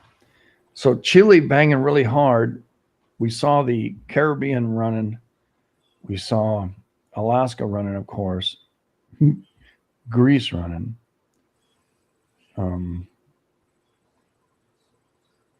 Wow. Yeah. So now what we need to finish with tonight is the Bartlett Springs Fault, which is the next link. Bartlett Springs right there. Yeah, and that's where I got the map. That's where you got the map. Yeah. And it's like brand new study because it's from November 2023. So it's like a year old. And I'm not going to read a whole bunch of stuff in this. I'm just going to kind of explain it. So just in the last few years, they've been focusing in on the Bartlett Springs Fault because it's been one of the ones that they haven't studied too much. Talks about that in this study, but it's 170 kilometers long, and they've now figured out that it connects to the Calaveras. And because they've studied all the little faults in between there on the map, HCF is the Hunting Creek Fault. BF is the Berryessa Fault, which is, there's a lake there too, Berryessa Lake. That's what it's named after. And then the Green Valley Fault and Concord Fault is another offshoot of it too. And it all runs back into the Calaveras. And the Napa Fault is kind of in between Hayward and Green Valley, I guess, there too. So now they're saying it's all connected. So crazy. Yeah, so they're trying to figure out how many quakes the northern one, where the spring section has had, but they don't have all that info yet. So the title of this article is Integrated Geologic and Geophysical Model Across the Bartlett Springs Fault in Northern California, Implications for Fault Creep and Regional Structure. The abstract reads as, the rate and location at depth of the fault creep are important, but difficult to characterize, and the parameters needed to assess seismic hazards are unknown.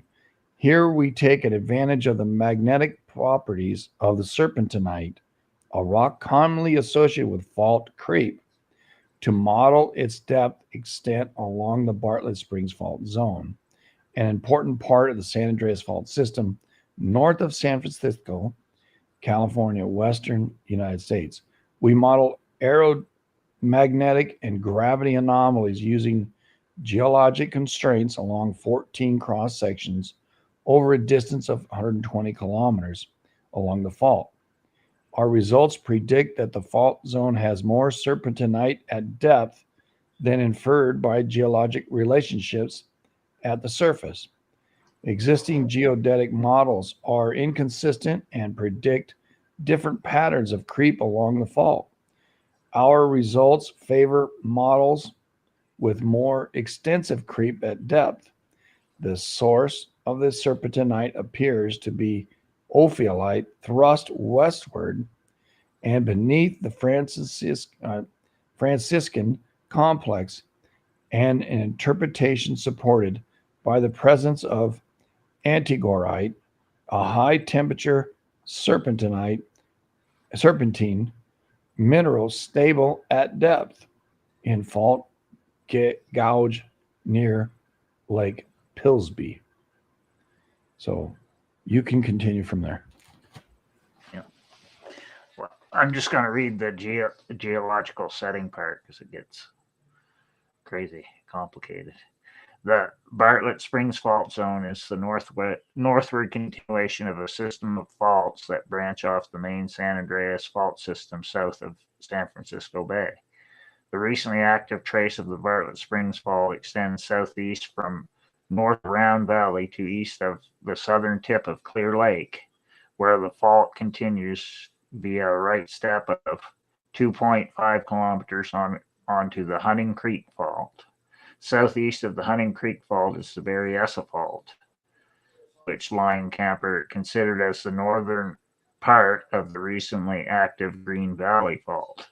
Because these recently active fault traces are superposed on a terrain with a long and complex history of deformation that accommodated a large amount of displacement and is responsible for juxtaposition of different bedrock types, we include the Berryessa Fault in our analysis. We do not extend our analysis north of Round Valley. Along much of this length, the right lateral Bartlett Springs Fault Zone traverses bedrock exposures of the Franciscan Complex, which records a history of continual accretion in an east-dipping subduction zone margin that predated the development and northward propagation of the San Andreas transform system. The overall style of deformation is eastward underthrusting of generally progressively younger and lower grade rocks, which are divided into three belts by degree of metamorphism and structural position.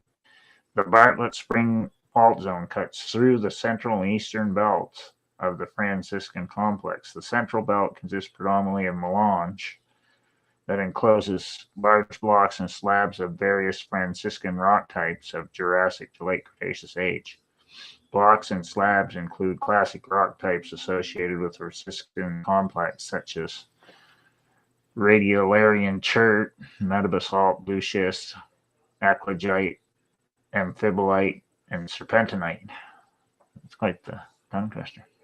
In places, the melange encloses slab-like bodies, many kilometers in extent, with distinctive tectonostratigraphy, such as the Snow Mountain volcanic terrain, 8 kilometers east of Lake Pillsbury, and interpreted to have formed in a seamount or oceanic plateau setting. So all this stuff was underwater. And the Pomo and Marine Headlines geysers terrain, which are respectively slabs of dismembered seamounts and oceanic crust. Although blocks within the central belt reach blue schist and grade, the melange matrix is generally no higher than lower green schist grade. In contrast, the eastern belt, which structurally overlies the central belt, includes melange with a matrix that is metamorphosed to blue schist facies. The Bartlett Spring Fault displaces another bedrock terrain, the upper and middle Jurassic Coast Range ophiolite. In this area, the ophiolite consists of ultramafic and mafic rocks, interpreted to be the mantle-derived supra-subduction related basement of the Great Valley sequence. So that's interesting. So it's the edge of the Great Valley too. Which and this all predates the San Andreas, by the way. Yeah. So I'm not going to go on to this anymore because it just keeps going. But well, understanding the types of rocks and the melanges and stuff, and that it's the same thing Nick is talking about, right? Right, exactly. And it's I want to say they said post subduction. That was the key word I was keying on, trying to understand what they were trying to say. What did they say? Blocks, slabs include classic rock types associated with the Franciscan complex, such as radiolarian chert, metal basalt, blue schist, eclogite, amphibolite, serpentinite. In places where the melange encloses slab-like bodies, make many kilometers in extent, with distinctive tectonostratigraphy, such as snow mountain volcanic terrain east of Lake Pillsbury, and interpreted to have formed in a seamount or oceanic plateau setting. And the Pomo Marin headlines, geysers terrain, which are respectively slabs of dismembered seamounts and oceanic crust. Although blocks within the central belt range reach blue schist in grade, the melange matrix is generally no higher or than lower grade green schist, which is pretty deep. In contrast to the eastern belt, which structurally overlies the central belt, includes melange with matrix that is metamorphized to blue schist. Blue schist, I think, is the deeper. Green schist is the upper. I had it reversed in my brain. Yeah. So what they're talking about is overriding basement rocks and rising up into the surface to create where these fault systems are. So these faults existed offshore at one time, and as they came upshore and brought out of the ocean, as the crash of the Pacific Plate and the North American Plate slammed into each other, they're lifting these rocks out of the water, and they're showing us what's under the ocean offshore. And I'm not sure if they're predating or post-dating the subduction out there, because that came up several times. It all predates the San Andreas system. So these faults are older than the San Andreas, or it could be that the San Andreas is actually older than what they're saying, at 50 million years. Yeah, so it's basically where it is. It's a boundary between the coastal range and the start of the Great Valley on the west. And you, if we would to continue with what you're reading, the mantle-derived super-subduction related basement of the Great Valley sequence, which consists of upper Jurassic to upper Cretaceous strata. The strata consist of an older folded, sheared, and complexity faulted sequence that overlapped by younger Cretaceous, less deformed sedimentary rocks.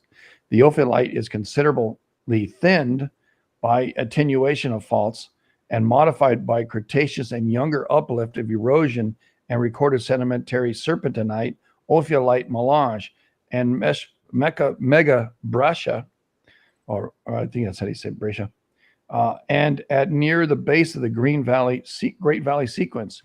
Ophiolite is interpreted to extend east in the subsurface beneath the Sacramento Valley throughout the study. The farthest east basement consists of metamorphic and igneous rocks of the Sierra Nevada. Structures developed during the subduction appear to influence younger strike slip deformation, exemplified by steep, moderately northeast dipping seismicity of the Macama and Bartlett Springs faults. Furthermore, subduction was not always completely orthogonal to the margin, likely producing some earlier component of right lateral slip, the transpressional folding during the early middle tertiary before the development of the Bartlett Springs fault. And what's interesting is we keep running into these similar words, that all this stuff happened out sea. As it came in, it eroded, exposing all these kinds of different rocks. And these different kinds of rocks are telling us how old they are based upon the depth of these rocks.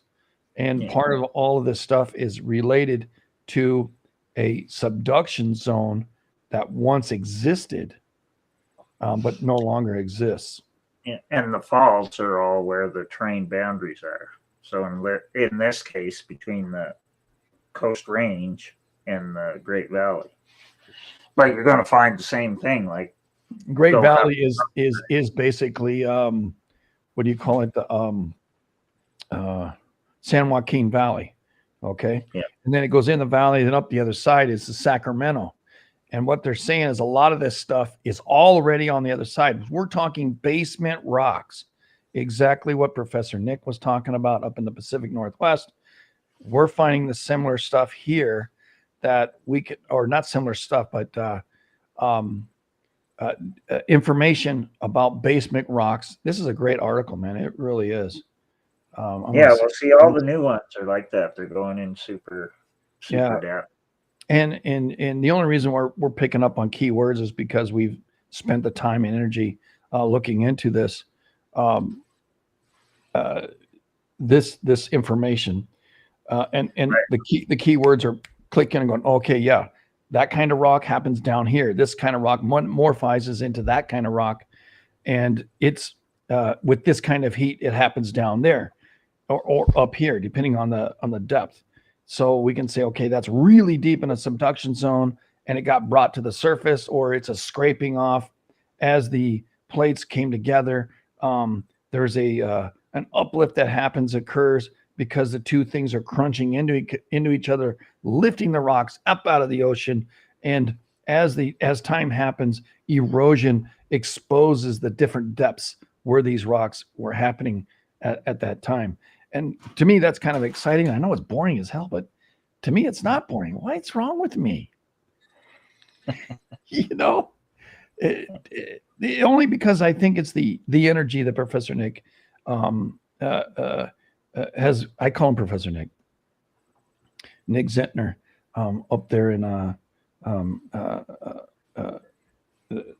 Washington State University, Central Washington, and he's been a great teacher. I've learned so much from that guy, and keep him in prayer. Keep him in prayer, everybody.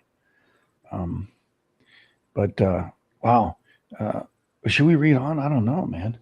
No, it gets way more complicated. The western boundary of magnetic terrain trends northwest indicates a fundamental change in basement between general weakly magnetic rocks of the Franciscan complex, magnetic Great Valley of ophiolite. The boundary must dip westward, given the gentle westward facing magnetic gradient, which has been confirmed by previous modeling magnetic anomalies along the profile. So what they're talking about is the shape of these mountains and where the faults exist. Yeah, either in the valleys or up in the mountaintop, but I think they're in the valleys. Because if you read the other newest stuff, they're saying that there's a Great Valley fault too. It goes all along the western edge of the Great Valley. Yeah. And we see that. And they're now saying that Coalinga quake in 83 and the Vacaville Winters quake in 1892, which we'll talk about next time, are all this Great Valley fault. Right. And the Great Valley fault's the 1852. If you keep going down with it, it ends up down there. Right. Because, we talk about Bakersfield and we had that little 5-point whatever. That's along that same fault system. That western, let me show you here.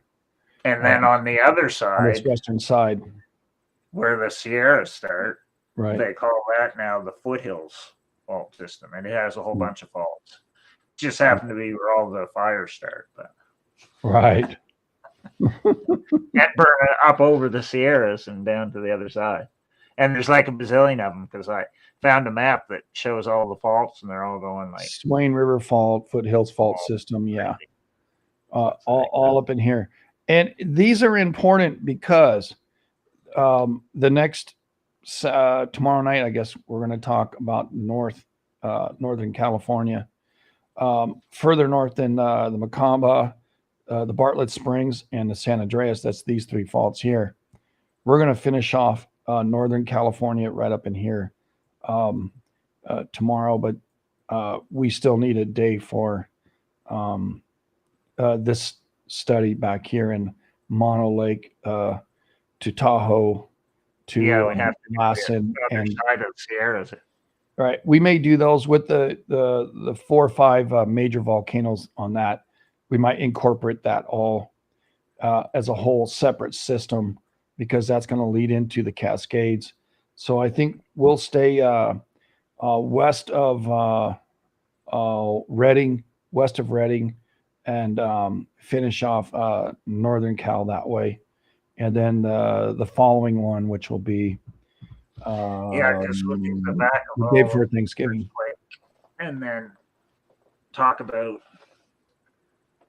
Well, I wanted to make sure I had Shasta in there. Yeah, yeah. The last one we'll do Mono Lake, Tahoe, Shasta, and Lassen, and that'll finish off California. But I think tomorrow we should do the above on the coast up to Oregon, and that Yeah. is So also up to the Mendocino fracture yeah, zone, Mendocino, yeah, up a little bit north of that. which is where the last two sixes were up there in Mhm. 2020. Right, and there we had a very strong 7 up there as well at Ferndale and stuff. So yeah, we'll talk about that the next time tomorrow, I guess, or maybe push it off to Thursday. Because I don't know if we're Yeah, going to do 2 days in a row. a lot back to I was reading earlier and I just flat passed out. I don't know what happened. I don't know what happened. I just That's passed probably out. looking at white background too long. Yeah, probably. That's what happens when I do these long studies. It's like Yeah. that. And I'm trying to, because they're using all these big words, it's they don't need to. They Yeah. can just say, It's, just but it's brain getting damage. That's all they need to say. name damaged. You know, it's yeah, it's pretty crazy. But Like I only understand maybe 3/4 of what they're talking about, but it's just because same from here. Yeah. what we done. Well, the more you spend time doing it, the more interesting it is. And you know, I know Twitch missed about 10 minutes of us, you know, right at the very beginning, but oh well. This was still pretty good. I enjoyed it. I know we're 2 hours and 6 minutes into this already. And hey, Rambling Wreck and Flutter Girl and Timmy. Nice to see y'all. And I didn't know who else. Let's see. Well, we would have been San 3 Diego hours. Dan. We would have done it all together. But Yeah, 3 hours, 45 minutes. That's 2 hours. Yeah, 3 hours. Yeah. So this is part 2. Duh. And yeah, thanks, Canuck. I'm glad we started early because would have been any later, we probably would have been asleep. yeah. Oh, I did go to sleep, dude. Yeah.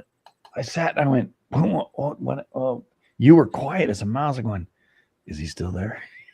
Yeah. Go, okay, I think I'm still talking. I don't know. I think I passed out like 2 or 3 seconds, maybe 5 seconds. It's just been a very, very, very, very, very busy since Friday.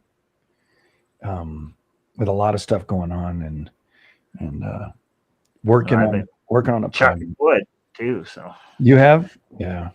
Oh, And it's just been brutally cold to work out there in the cold. It just kicks my ass. But I'm getting used to it, I guess. I'm better. No choice. All right. Next week is Thanksgiving, right?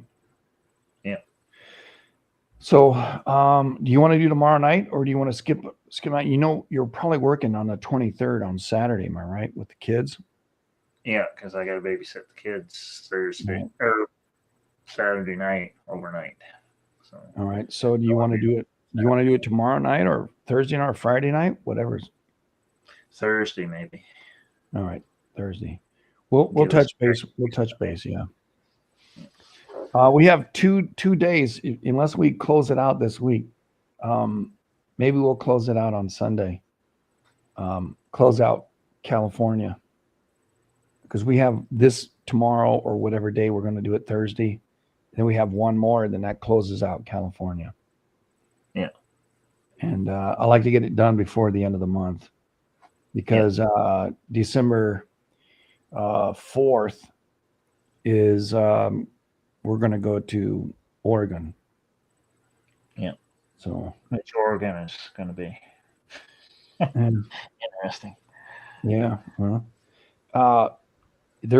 we have to talk about the Farallon plate and the breaking of the Farallon, making the Juan de Fuca, which is also the Mendocino fracture zone, and all of that. So, we'll be touching base on all that too.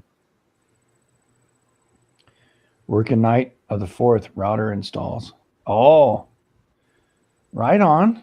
But I can listen. It's all right, brother. Yeah, listen. So you'll catch a little bit more and more and more, and pretty soon we'll have you on and where you can teach us because you've been listening like a good student. Yeah, there'll be a test at the end of the series, which is probably never ending, so you won't have it. Right. Right. Then we'll probably spend maybe December. Let's see, on the 30th of November. Yeah, of just reviewing all of California. Well, there's beer in every state. It's just going to depend on which one we. No, near beer. Only drink near beer.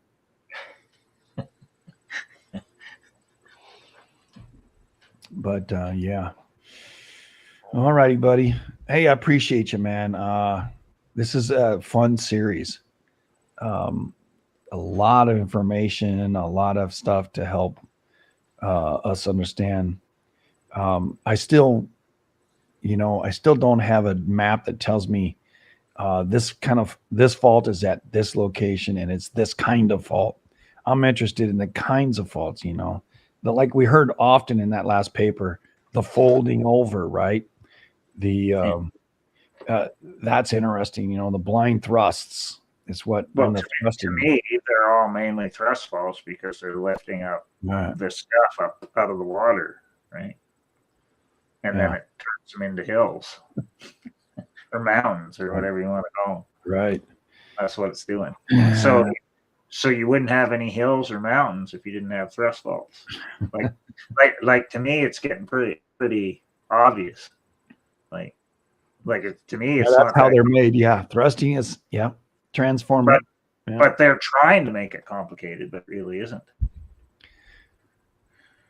Yeah, because they have that they being the geologist and the ones writing the story, the papers, they have to do it a certain way and they have to have certain information added, such as this is their theory and this is how they did their theory and how they proved their point and what tools they used and what methodology. You always got to bring up your methodology and the information and cite other articles, and you can start to see the pattern. It's like, oh, okay, yeah, I got it. And then what's interesting too is some of these articles, like the one we had tonight, we can use the reference point and go look at that article because it gives us a little more detail on a specific point. I like that. Oh yeah, I got to look into that. Why is that serpentinite there? Oh, or that that basement, that sub basement rock goes all the way into Sacramento. I found that really interesting. And now every fault they drill into doesn't matter where it is on planet Earth. The farther they drill into it, the farther they go down where the fault is, they find more serpentinite, and that's why. Because I think serpentinite somehow changes format, and that's what makes it slip. That's what they're thinking, and that's why it gives off magnetic and gravity signatures, and that's why they're talking about all that stuff in them now. I wonder if it's coal or flint. Coal or flint. Well, they say it almost like turns to like a talcum powder, and then it slips. So when it slips, that's when you hear the sound. It's really brittle. Yeah. And it can get ground down into fine powder. And now they're talking about not just Coulomb stress, but the new thing they're talking about, I know, is just pore pressure. Right, pore pressure. Whatever pore pressure means, it reaches a certain point. It has a water relation to it. Yeah. All right. Hey, that was a good. Do you have anything else you want to add to it? Nope. It's All good right, for tonight. this one was good. I don't know why I passed out, but I woke right up after, and wow, that article just woke me up. Yeah. Well, I'm trying to always find new stuff for at the end, just so Right. All right. Yeah. Because when we go way back in time, we're stuck way back in 1800. We got to come up to present day to see what they're trying to figure out. And this is all ongoing, like everything's ongoing. So who knows what they'll know about next week or next year, whatever. Right. All right. For those of you who are out there in Rumble or in YouTube, I have something to share with you here. Window, bing, ding, ding, and open it up. Yeah. Show on stream. There you go. Push play. There we go.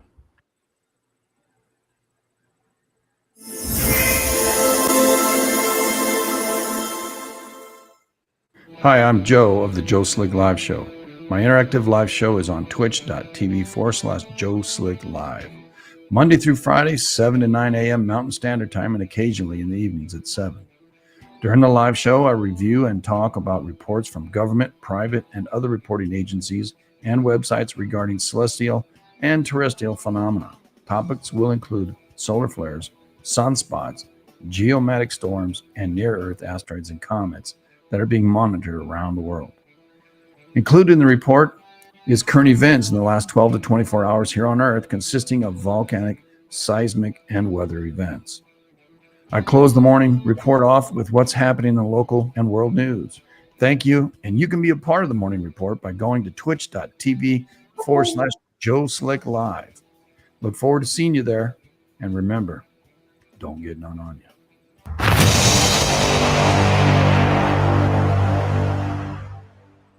And if you're over there on YouTube or anywhere else, please subscribe, like, and follow.